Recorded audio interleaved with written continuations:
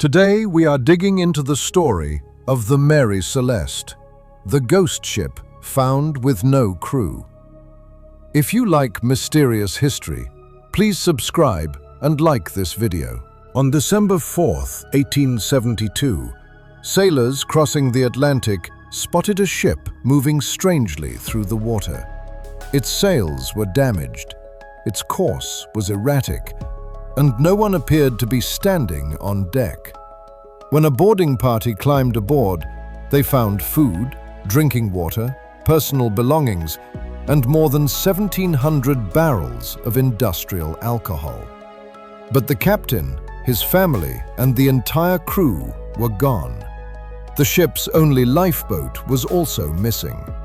No bodies were ever recovered, and no confirmed explanation was ever found. This is the mystery of the Mary Celeste, the ghost ship discovered with no one aboard. The Mary Celeste was a two-masted merchant ship, originally launched in Nova Scotia in 1861 under the name Amazon. After changing owners and surviving several accidents, it was renamed the Mary Celeste. In November 1872, the ship left New York for Genoa, Italy. Captain Benjamin Briggs was in command. Traveling with him were his wife Sarah, their 2-year-old daughter Sophia, and 7 experienced crewmen. The cargo hold contained 1,701 barrels of industrial alcohol. Before departing, Briggs wrote that the vessel was in excellent condition and that he hoped for a good voyage. Nothing in his final letters suggested that he expected trouble. Several weeks later, the Canadian ship Dei Gratia was crossing the Atlantic when its crew noticed another vessel in the distance. The mysterious ship was sailing unevenly and appeared to be out of control. Captain David Morehouse ordered his men to approach it. They recognized the name painted across its stern: Mary Celeste. The sailors called out, but no one answered. A small boarding party climbed onto the deserted vessel. They found damaged sails and loose ropes. The cabins were wet and untidy, but there were no clear signs of a violent struggle. The crew's belongings were still aboard. Food and fresh water remained available. Most of the valuable cargo had not been disturbed. But the ship's lifeboat was gone. There were approximately 3.5 feet of water inside the ship's hold. That sounded alarming, but it was not enough to sink a vessel of that size. One of the pumps had been taken apart. A measuring rod used to check the water level was found on deck. Some navigational equipment and ship documents were missing. The final entry in the ship's log had been written about 9 days earlier, near the island of Santa Maria in the Azores. This suggested that the Mary Celeste had continued drifting across hundreds of miles of ocean after everyone abandoned it. The evidence pointed toward an evacuation using the missing lifeboat. But why would an experienced captain move his wife, young daughter, and crew from a seaworthy ship into a small open boat in the middle of the Atlantic? The disappearance immediately inspired darker theories. Some suspected pirates. Others believed the crew had mutinied, murdered Captain Briggs and his family, and escaped. Investigators even questioned whether the crew of the Dei Gratia had attacked the ship and then pretended to discover it so they could claim a salvage reward. But these theories had serious problems. Pirates would probably have taken the cargo and valuable belongings. There was no convincing evidence of murder, no blood-covered decks, no bodies, and no clear signs of a violent fight.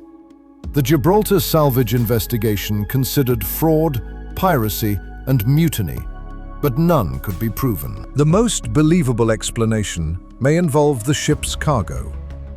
The barrels contained highly flammable industrial alcohol. Several barrels were later discovered to be empty, possibly because the liquid had leaked or evaporated. Alcohol fumes could have collected inside the hold. Captain Briggs may have feared that the fumes would cause an explosion. Even a sudden noise, a burst of vapor, or the movement of a hatch could have convinced him that the ship was about to catch fire. He may have ordered everyone into the lifeboat temporarily. The boat could have remained tied to the ship by a rope while the crew waited for the danger to pass. But if the rope broke during rough weather, the Mary Celeste could have sailed away without them. The passengers would have been left behind in a small boat, exposed to the Atlantic. This theory explains why the ship was abandoned without requiring pirates, murder, or anything supernatural.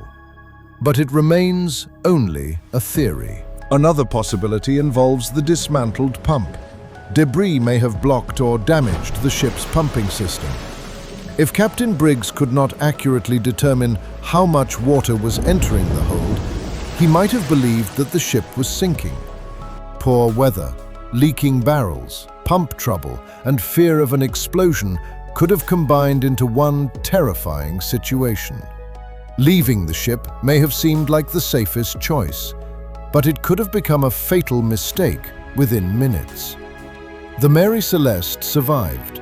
The people in the lifeboat apparently did not. The Mary Celeste was eventually sailed to Gibraltar and returned to service. But Captain Briggs, his family, and the 7 crewmen were never seen again. The mystery grew even larger after fictional stories added false details, including untouched meals and steaming cups of tea. The real ship was not perfectly arranged, as though everyone had vanished in a single instant.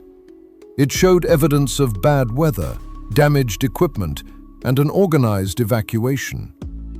That makes the most likely explanation less supernatural, but no less tragic. Something frightened an experienced captain enough to abandon a ship that remained afloat.